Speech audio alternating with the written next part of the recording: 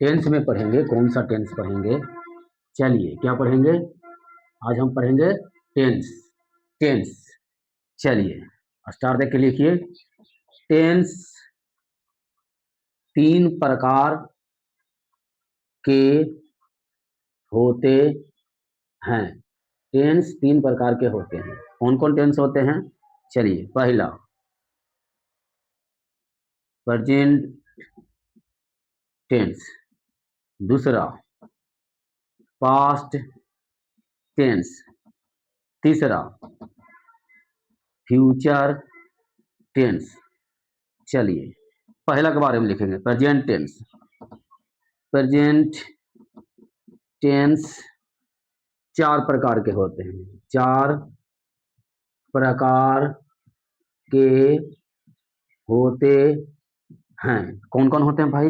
पहला present indefinite tense, present indefinite tense.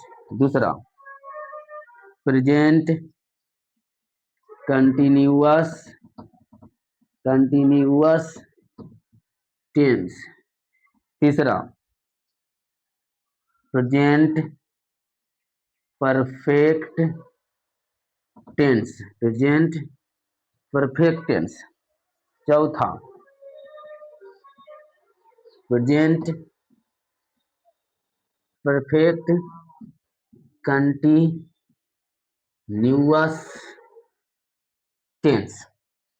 Tense तीन प्रकार के होते हैं, present tense, past tense, future tense. Present tense चार प्रकार के होते हैं, present indefinite tense, present continuous tense, present perfect tense.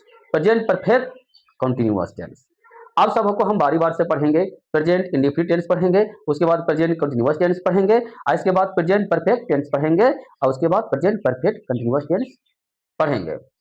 उसी प्रकार से पास्ट टेंस चार प्रकार के होता है, past indefinite tense, past continuous tense, past perfect tense, past perfect continuous tense. उसी प्रकार से फ्यूचर टेंस चार प्रकार के होता है, future indefinite tense, future continuous tense, future perfect tense, future perfect continuous tense. अब हम चलते हैं, शुरू करते हैं प्रेजेंट इंडेफिनिट टेंस से। चलिए शुरू करते हैं। कौन सा टेंस? पहला है प्रेजेंट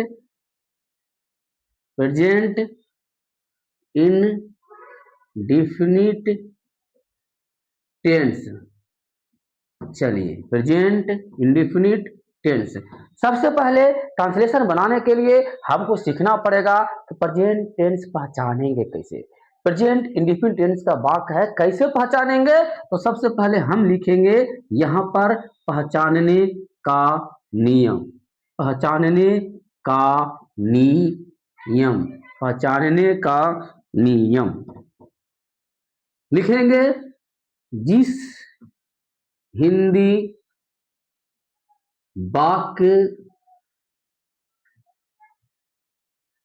क्रिया के अंत में, क्रिया के अंत में, क्रिया के अंत में, इसमें क्रिया के अंत में लगा हुआ रहेगा, ना कि वाक्य के अंत में। क्रिया किसे कहते हैं? जिसके अंत में ना लगा हुआ रहता है उसे क्रिया कहते हैं। जिसे आना जाना, खाना पीना, हंसना रोना, गाना उठना, बैठना नाचना, कूदना उछलना इत्यादि। तो जिस हिंदी वाक्य क्रिया के अंत में ता है, ती है, ते हैं, ताहू आदि लगा रहे, आदि लगा रहे, तो उसे प्रेजेंट इंडेफिनिट टेंस का वाक्य समझते हैं, समझते हैं। कैसे पहचानेंगे? देखेंगे कि जिस हिंदी वाक्य क्रिया के अंत में, वाक्य क्रिया के अंत में, वाक्य क्रिया के अंत में ता है, ती है, ते हैं, ताहू आदि लगा रहे, तो उसे प्रेजेंट इंडेफिनिट टेंस क्या लिखेंगे? बनाने का नियम, बनाने का नियम लिखेंगे। ही, सी, इट, नेम और एक वचन यानी कि सिंगल नंबर, एक वचन कर्ता के साथ, एक वचन कर्ता के साथ, कर्ता यानी कि सब्जेक्ट, एक वचन कर्ता के साथ मुख्य क्रिया में एस या ईएस लगता है। यहां क्या लगाएंगे? यहां मुख्य क्रिया यानी कि भार्ब में एस या ईएस लगाएंगे। आई, बी, यू, दे और बहुवचन कर्ता के साथ, कर्ता के साथ मुख्य क्रिया में एस या ईएस नहीं लगता है। यानी कि सब्जेक्ट प्लूरल रहेगा तो मुख्य क्रिया में एस या नहीं लगाएंगे। आई, बी, यू, दे और बहुवचन कर्ता के साथ, कर्ता यानी कि सब्जेक्ट के साथ मुख्य क्रिया में एस या ईएस नहीं लगता है। नोट स्ट्रक्चर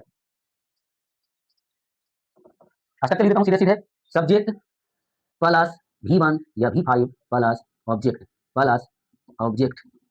एग्जाम्पल में लिखता हूं एग्जाम्पल, जैसे राम आम खाता है, राम आम खाता है, राम आम खाता है। सबसे पहले यहां देखेंगे कि सब्जेक्ट क्या है। सब्जेक्ट है राम, यानी एक आदमी का बोध हो रहा है ये, और सब्जेक्ट जो है सिंगुलर है अर्थात राम का राम लिखेंगे। यहाँ लिख दिए हैं एक वचन कर्ता के साथ, एक वचन का बोध हो रहा है इसलिए राम, और उसके बाद क्या होगा? वर्ब क्या है? खाना का क्या होता है? ईट।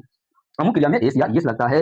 ही, सी, इट, नेम और एक वचन कर्ता के साथ, एक आदमी का नाम है इसलिए मुख्य क्रिया में एस या ईएस लगेगा। तो राम इट्स ए मैंगो, दूसरा एग्जाम्पल देखिए, दूसरा एग्जाम्पल है सीता गीत गाती है, सीता गीत गाती है, तो हो जाएगा सीता सिंग नहीं, सिंग्स ए सॉन्ग। गीत गाना का होता है सिंग ए सॉन्ग, गीता सिंगुलर है इसीलिए सीता के साथ मुख्य क्रिया में एस लगेगा।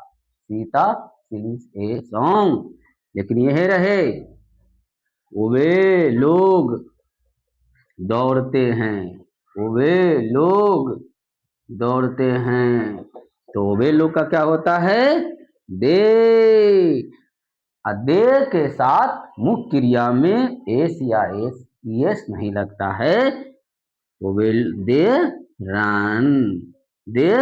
रन होगा, रन से नहीं होगा क्योंकि पहले ही लिखा दिए हैं कि दे आई, बी, यू, दे और बहुवचन कर्ता के साथ मुख्य क्रिया में एस या एस नहीं लगता है।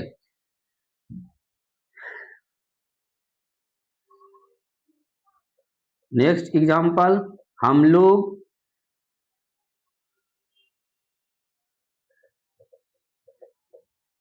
मैदान में क्रिकेट खेलते हैं, हम लोग मैदान में क्रिकेट खेलते हैं, तो हम लोग का अंग्रेजी क्या होता है? बी। बी के बाद यानी कि सब्जेक्ट, बी क्या है? सब्जेक्ट, और सब्जेक्ट के बाद क्या आता है? वर्ब। वर्ब यहाँ देखना है भाई कि यहाँ पे सब्जेक्ट क्या है उसी के अनुसार लगेगा। वर्ब है खेलना, बी प्ले, यहाँ पर एस या एस नहीं लगेगा क्योंकि सब्जेक्ट है यहाँ पे बी, बी के साथ मुख्य क्रिया में एस या एस नहीं लगता है। We play cricket in the field, मैदान में खेलते हैं इसीलिए होगा we play cricket in the field.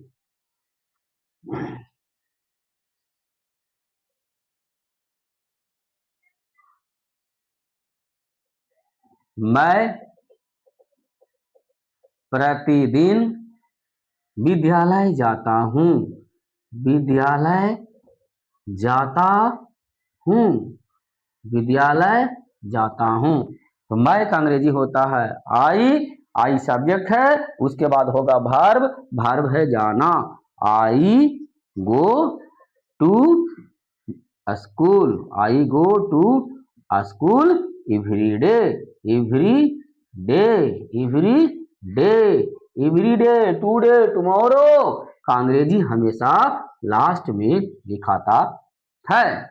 यहां पर एस या एस नहीं लगा क्योंकि सब्जेक्ट है आई, आई के साथ मुख्य क्रिया में एस या एस नहीं लगेगा। एग्जाम्पल और दीजिए।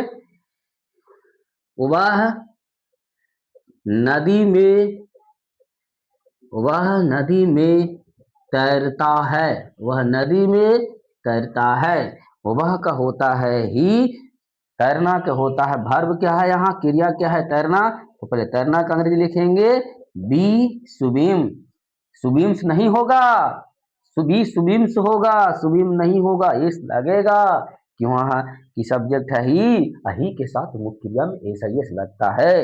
ही स्विम्स कहाँ, नदी में, in the river, he swims in the river.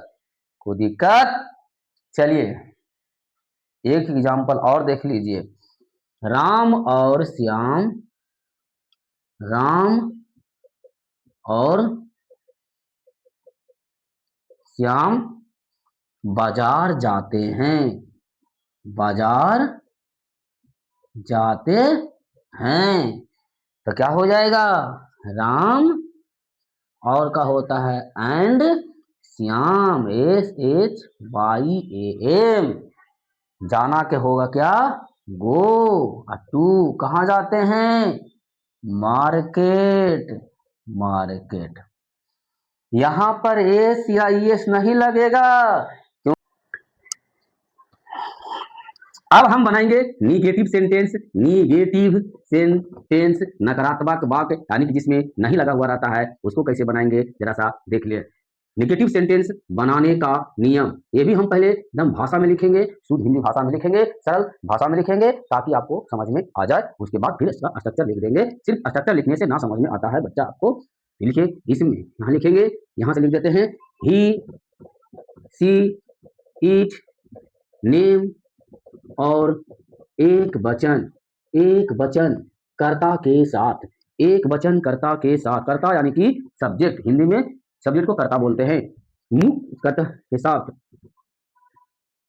Does not लगता है, डज नॉट लगता है, और आई बी यू दे, और बहुवचन, बहुवचन कर्ता के साथ, कर्ता के साथ डू नॉट लगता है, डू नॉट लगता है, कर्ता यानी कि subject, I we you they रहेगा उसके साथ डू नॉट लगाएंगे, या बहुवचन कोई सब्जेक्ट रहेगा एक से अधिक नाम रहेगा वहां पर डू नॉट लगेगा, एक वचन कर्ता का मतलब होगा एक नाम रहेगा तो डज नॉट लगेगा। यहां एक नोट करके लिख लीजिए, नोट मुख्य क्रिया को, मुख्य क्रिया, मुख्य क्रिया को भी1 के रूप में लिखते हैं, यानी मुख्य क्रिया में एस या एस नहीं लगता है, यानी इसमें मुख्य क्रिया में, मुख्य क्रिया में एस या एस नहीं लिखते हैं, एस या एस नहीं लिखते हैं। नेगेटिव सेंटेंस में मुख्य क्रिया में एस या एस नहीं लगता है, सिर्फ असर्टिव सेंटेंस वाले वाक्य में मुख्य क्रिया में एस या एस लगता है। अब एस या एस कहीं नहीं लगेगा। एग्जाम्पल जैसे राम आम नहीं खाता है, तो क्या हो जाएगा राम, राम एक नाम है इसलिए यहां पर लगेगा इसके बाद। अच्छा स्ट्रक्चर नहीं लिखे हैं तो स्ट्रक्चर लिख देते हैं, स्ट्रक्चर, स्ट्रक्चर भी लिख देंगे, स्ट्रक्चर सब्जेक्ट प्लस डू या does plus not plus V one plus object, V one मतलब वर्ब का पहला रूप। अब लिखेंगे एग्जाम्पल में राम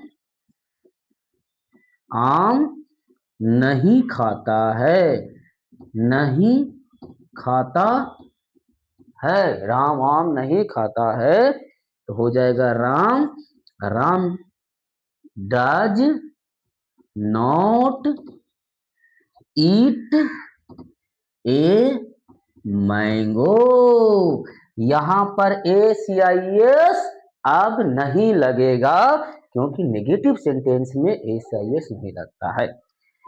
नेक्स्ट, और एग्जाम्पल में, मैं प्रतिदिन विद्यालय नहीं जाता हूँ। मैं प्रतिदिन विद्यालय नहीं जाता हूँ। मैं का होता आई के साथ लगता है do not, I do not go to school every day. यहां पर एस या ई एस नहीं लगेगा, मुख्य क्रिया में एस आई एस नहीं लगेगा। वे लोग उसे नहीं पीटते हैं। वे लोग का होता है दे के साथ लगता है do not, they do not. यहां पे डोंट भी लिख सकते हैं, डोंट भी लिख सकते हैं या डजंट भी लिख सकते हैं। They do not beat him, they do not beat him. आप लोग वहां नहीं जाते हैं। आप लोग का होता है यू के साथ लगता है do not, you do not go there. Go के बाद यहाँ देयर नहीं लगता है क्योंकि ये देयर है, यानी कि देयर के पहले टू का प्रयोग नहीं हो लगता है। मेरा भाई नहीं पढ़ता है, मेरा भाई तो हो जाएगा माई ब्रदर। मेरा भाई एक है, इसलिए ये सब्जेक्ट है जो सिंगुलर है, इसीलिए यहाँ पे डज नॉट होगा, does not read, READ। My brother does not read. एक दो बार इसे बढ़िया से देख लीजिएगा, याद कर लीजिएगा, आपको बनाने के लिए आ जाएगा।